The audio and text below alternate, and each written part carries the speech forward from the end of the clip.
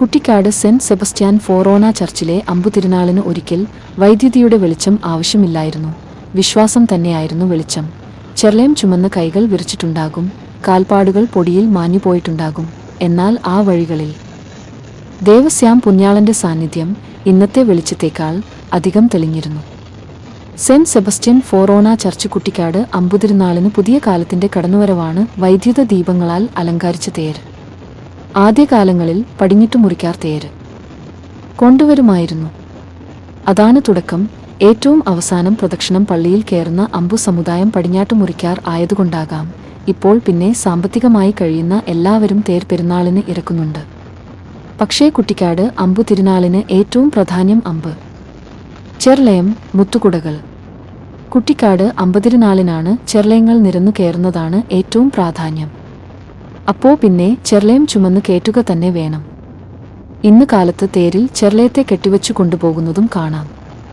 വിശുദ്ധ സെബാസ്റ്റ്യനോസിന്റെ തിരുനാളിനുള്ള തേർ എന്നുവച്ചാൽ ഒരു വാഹനത്തിൽ പൊതുവെ വാഹനത്തിന്റെ പുറകിൽ വാഹനത്തിന്റെ നീളത്തെക്കാളും ഉയരത്തെക്കാളും വീതിയേക്കാളും ഒരു പരന്ന പ്രാതലത്തിൽ വ്യത്യസ്തമായ രീതിയിൽ വർണ്ണ വൈദ്യുത ബൾബുകൾ പ്രകാശിച്ചു വിശുദ്ധ സെബസ്റ്റ്യാനോസിന്റെ ചിത്രങ്ങൾ മിന്നിമറയുന്നതോ വർണ്ണ വൈദ്യുത അലങ്കാരങ്ങൾ മിന്നിമറയുന്നതയാ ആണ് തേർ എന്ന് വിശേഷിപ്പിക്കുന്നത്. മിക്കവാറും തേർ വാഹനങ്ങളുടെ പിറകിൽ ആണ് അലങ്കരിക്കാറ്.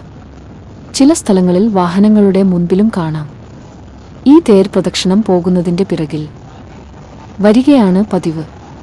വൈദ്യുതയുടെ കടന്നു വരവും വർണ്ണ ബൾബുകളും കൊണ്ടൊരു ദൃശ്യവിരുന്നു തേർ. വർണ്ണവൈദ്യുത ദീപങ്ങൾ അണഞ്ഞുപോകും, തേരുകൾ പിരിഞ്ഞുപോകും, ശബ്ദങ്ങളും തിരക്കും പതുക്കെ മൗനത്തിലേക്ക് മാറും. എന്നാൽ ചെർലയം ചുമന്ന് നടന്ന ആ കൈകളുടെ ഓർമ്മ ഈ മണ്ണിൽ നിന്ന് ഒരിക്കലും മായുകയില്ല. അമ്പുതിരുനാൾ ഒരു ആഘോഷമാത്രമല്ല, തലമുറകളായി കൈമാറിയ ഒരു വിശ്വാസത്യമാണ്.